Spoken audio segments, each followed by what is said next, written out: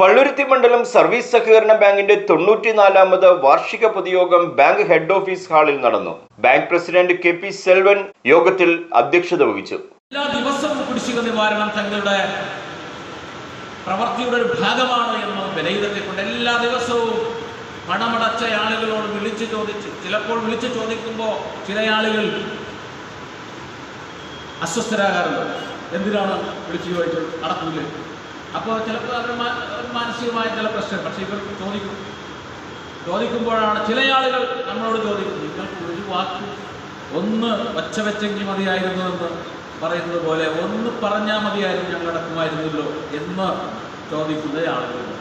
നിരന്തരമായി ബാങ്കിൽ നിന്ന് വിളിയും ഇടപെടലും നടത്തി ഈ സെയിൽ ഓഫീസറും അതിൻ്റെ ഇവിടുത്തെ ഒരു ടീം രാഹുലടക്കമുള്ളവരുടെ നേതൃത്വത്തിൽ ജീവനക്കാർ നിരന്തരമായി നടത്തിയ ശ്രമങ്ങളോട് കൂടി നമുക്ക് ആ അപകടഘട്ടത്തെ തരണം ചെയ്ത് ഈ 13.97 സാമ്പത്തിക വർഷം അവസാനിപ്പിക്കുമ്പോൾ കുടിശ്ശിക കുറച്ചുകൊണ്ടുവരാൻ കഴിഞ്ഞു എന്നത് അഭിമാനകരമായ നേട്ടമാണ്. ഞാനത് സൂചിപ്പിക്കുന്നത്, നമ്മുടെ ചുറ്റുപാടുകളുമുള്ള നിരവധി സഹകരണ ബാങ്കുകൾ അവരുമായൊക്കെ നമ്മളൊന്ന് തുലനം ചെയ്യുമ്പോൾ അവരെല്ലാം വല്ലാത്ത കുഴപ്പത്തിൽപ്പെട്ടിരിക്കുകയാണ്. വിശദാംശങ്ങളിലേക്ക് പോകുന്നില്ല.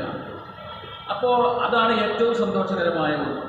2023-24 വർഷത്തെ സപ്ലിമെന്ററി ബഡ്ജറ്റും മുൻ വാർഷിക പൊതുയോഗ റിപ്പോർട്ടും 2025-26 വർഷത്തേക്കുള്ള ബഡ്ജറ്റും 2023-24 വാർഷിക ഓഡിറ്റ് റിപ്പോർട്ടും ലാഭവിഭജനവും നടത്തിയ പൊതുയോഗത്തിൽ bank vice president K. Suresh, director board അംഗങ്ങളായ AM Sherif, TJ Caesar, IS Ramesan, TP Sudhan, Arunkumar A, Augustine VJ Thankachan, Prasanna Pran, Sathi KA, Hema Jayaraj, CR Biju, AP Rasheed, assistant രജിസ്ട്രാറും ബാങ്ക് സെക്രട്ടറിയുമായ KM നജ്മ എന്നിവർ സംസാരിച്ചു. കൊച്ചിയിൽ നിന്നും മറ്റൊരു വാർത്തയുമായി കാണാം.